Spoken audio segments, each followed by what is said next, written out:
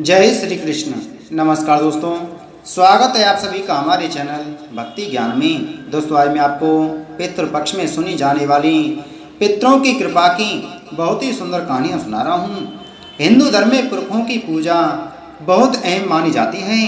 पितृपक्ष के दौरान लोग अपने पूर्वजों को याद करते हैं और उनकी याद में भोजन कराते हैं। माना जाता है कि पितृपक्ष के आखिरी दिन पुरखे कौओं के वेश में खाना खाने आते हैं। इसलिए लोग घर के बाहर खेत खलिहानों में खाना रखते हैं ताकि कौए उन्हें खा सकें। पूर्वजों की महिमा देवताओं से कम नहीं है। माना जाता है कि उनके आशीर्वाद से घर में सुख शांति बनी रहती है और मनोकामनाएं पूरी होती हैं। मार्कंडेय पुराण में वर्णित एक कहानी के मुताबिक रुचि नाम के एक प्रजापति थे। उन्होंने खुद को सांसारिक मोह माया से दूर कर लिया था। उन्होंने शादी भी नहीं की थी और अकेले वन में विचरण करते रहते थे। गृहस्थ जीवन की तरफ उनका जरा भी झुकाव नहीं था। रुचि का यह रवैया देखकर उनके पूर्वज बहुत चिंतित हो गए। उस वक्त एक ऐसे राजा की जरूरत थी जो दुनिया को चला सके, लेकिन रुचि तो इन सबसे उदासीन हो चुके थे। आखिर पुरखों ने रुचि को दर्शन दिए और उन्हें गृहस्थ जीवन का महत्व समझाया। पूर्वजों ने रुचि से कहा कि वह शादी कर लें ताकि उनकी संतान मनुष्य के वंश को आगे बढ़ा सकें। पुरखों के काफ़ी समझाने पर रुचि शादी के लिए तैयार हो गए, लेकिन उनके मन में कई शंकाएं थीं। पहली बात तो यह कि रुचि लगभग बूढ़े हो चले थे। दूसरे, उनके पास धन या सुख साधन नहीं थे। ऐसे में कौन उनसे अपनी बेटी की शादी कराता। आखिरकार सभी चिंताएं छोड़कर रुचि ब्रह्मा जी की आराधना में लग गए, क्योंकि ब्रह्मा जी ही इस सृष्टि के रचयिता हैं। रुचि से प्रसन्न होकर ब्रह्मा जी ने उन्हें दर्शन दिए। उन्होंने रुचि से कहा कि वह अपने पुरखों के लिए तर्पण करे और फिर से उनकी आराधना करें। ब्रह्मा जी की बात मानकर रुचि ने एकांत में जाकर अपने पुरखों के लिए तर्पण किया और पूरी श्रद्धा के साथ उनकी स्तुति की। रुचि ने उस समय जो स्तुति में जो कुछ भी कहा उसे पितृ स्तोत्र का नाम दिया गया। रुचि की प्रार्थना से प्रसन्न होकर पूर्वज एक बार फिर उनके सामने प्रकट हुए। उन्होंने रुचि से वरदान मांगने को कहा और रुचि ने सुयोग पत्नी मांगी। पुरखों ने कहा कि तुम्हें जल्द ही एक पत्नी मिलेगी और तुम पिता भी बनोगे। पुरखों के अंतर्धान होने के कुछ ही देर बाद नदी से प्रमोलचा नाम की अप्सरा अपनी बेटी को लेकर रुचि के सामने प्रकट हुई। उसने रुचि से कहा कि वह उसकी बेटी से विवाह करे। इस तरह रुचि ने शादी करके गृहस्थ जीवन में प्रवेश किया। कुछ समय के बाद दंपति को एक बेटा हुआ जिसका नाम मनु रखा गया। रुचि का पुत्र होने की वजह से उसे राज्य मनु भी कहा गया। आगे चलकर यह बालक पूरी पृथ्वी का स्वामी बना। एक बुजुर्ग आदमी ये सब देख के दुखी था। उसके खुद की जवानी में जिंदगी को ऐसे नीरस ना होने दिया था। वो थोड़ा काम करता, थोड़ा आराम करता, थोड़ा खाता पीता, बढ़िया जिंदगी जिया करता था, लेकिन बाकी सब लोगों को बस कठपुतलियों की तरह नीरस जिंदगी जीते देख के दुखी था। यहाँ तक कि उसकी अपनी संतान तक ऐसे ही थे। उसके 2 बेटे थे और दोनों विपरीत मान्यताओं को मानते थे। उस बुजुर्ग ने मरने से पहले अपने बेटों के सामने एक इच्छा रखी। उनसे कहा कि देखो बेटे, मैंने तो अपनी ज़िंदगी में ज़्यादा सत्संग पूजा पाठ नहीं किया है, ना ही धन इकट्ठा किया है जिसे मरते वक्त दान दे सकूं। मैंने अपने मोक्ष का कोई रास्ता नहीं बनाया है। क्या तुम मेरे मरने के बाद मुझे सद्गति पाने में मदद करोगे? उनके दोनों बेटे पिता से स्नेह रखते थे।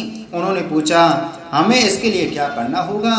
उसके पिता ने कहा, देखो मेरी मृत्यु जिस दिन होगी और जिस पखवाड़े में होगी उसमें तुम पूरे 15 दिन मेरे नाम से तर्पण करना और एक दिन घर में मेरे पसंद के पकवान बनवाओगे और सबको खिलाओगे।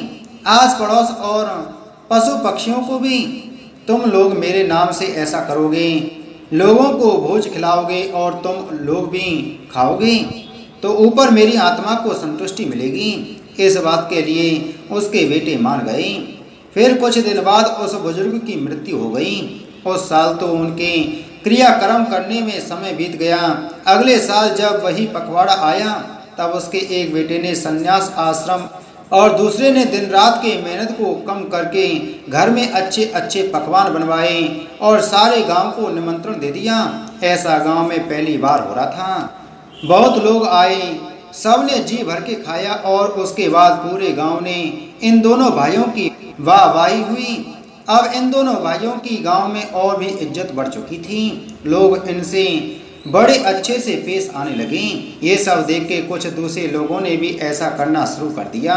इसके बाद से ऐसा सिलसिला शुरू हुआ और देखते देखते कुछ सालों में सारे गांव वाले अपने पूर्वजों के तर्पण करने लगे और पूरे गांव को भोज खिलाने लगे।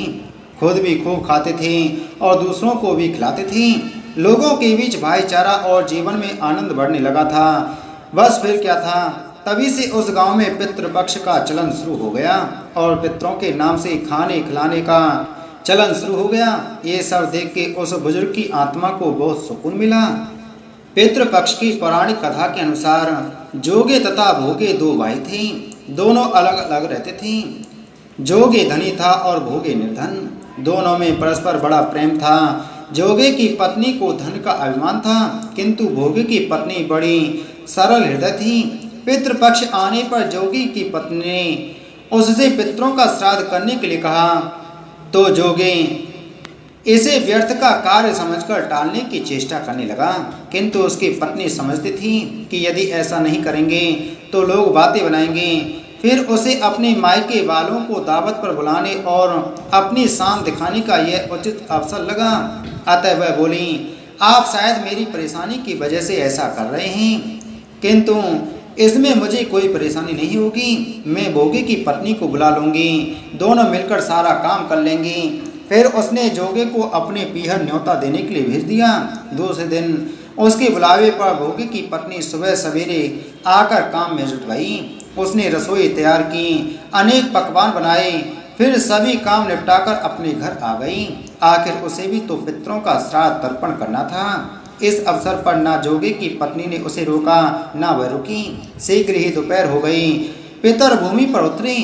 जोगे भोगे के पितर पहले जोगे के यहाँ गए तो क्या देखते हैं कि उसके ससुराल वाले वहाँ भोजन कर जुटे हुए हैं। निराश होकर वे भोगे के यहाँ गए। वहाँ क्या था, मात्र पितरों के नाम पर आज्ञारी दे दी गई थी। पितरों ने उसकी राख चाटी और भूखे ही नदी के तट पर जा पहुँचे। थोड़ी देर में सारे पितर इकट्ठे हो गए और अपने अपने यहाँ के श्राद्धों की बड़ाई करने लगे। जोगे भोगे के पितर ने भी अपनी आप बीती सुनाई। फिर वे सोचने लगे, अगर भोगे समर्थ होता तो शायद उन्हें भूखा ना रहना पड़ता, मगर भोगे के घर में तो 2 जनों की रोटी भी खाने को नहीं थी। यही सब सोचकर उन्हें भोगे पर दया आ गई। अचानक वे नाच नाच कर गाने लगे, भोगे के घर धन हो जाए, भोगे के घर धन हो जाए। सांझ होने को हुई। भोगे के बच्चों को कुछ भी खाने को नहीं मिला था। उन्होंने माँ से कहा, माँ भूख लगी है। तब उन्हें टालने की गरज से भोगी की पत्नी ने कहा, जाओ आंगन में हौदी औंधी रखी है, उसे जाकर खोलो और जो कुछ मिले बांट कर खा लेना। बच्चे वहाँ पहुँचे तो क्या देखते हैं कि हौदी मोहरों से भरी पड़ी है। वे दौड़े दौड़े माँ के पास पहुँचे और उन्हें सारी बातें बताई।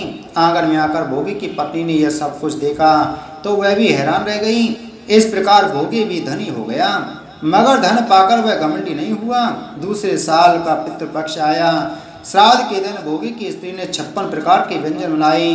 ब्राह्मणों को बुलाकर श्राद्ध किया, भोजन कराया, दक्षिणा दी। जेठ जेठानी को सोने चांदी के बर्तनों में भोजन कराया। इससे पितर बड़े प्रसन्न हुए, तृप्त हुए। महाभारत के दौरान कर्ण की मृत्यु हो जाने के बाद जब उनकी आत्मा स्वर्ग में पहुंची तो उन्हें बहुत सारा सोना और गहने दिए गए। कर्ण की आत्मा को कुछ समझ नहीं आया। वह तो आहार तलाश कर रहे थे। उन्होंने इंद्र देवता से पूछा कि उन्हें भोजन की जगह सोना चांदी क्यों दिया गया। तब देवता इंद्र ने कर्ण को बताया कि उसने अपने जीवित रहते हुए पूरा जीवन सोना दान किया, लेकिन अपने पूर्वजों को कभी भी खाना दान नहीं दिया। तब कर्ण ने इंद्र से कहा, उन्हें यह ज्ञात नहीं था कि उनके पूर्वज कौन थे और इसी वजह से वह कभी उन्हें कुछ दान नहीं कर सके। इस सब के बाद कर्ण को उनकी गलती सुधारने का मौका दिया गया और 16 दिन के लिए पृथ्वी पर वापस भेजा गया, जहां उन्होंने अपने पूर्वजों को याद करते हुए उनका श्राद्ध कर उन्हें आहार दान किया, तर्पण किया। इन्हीं 16 दिन की अवधि को पितृपक्ष कहा गया। अतः इस कथा को पढ़ने अथवा सुनने का बहुत महत्व है। बोलो पितृदेवताओं की जय।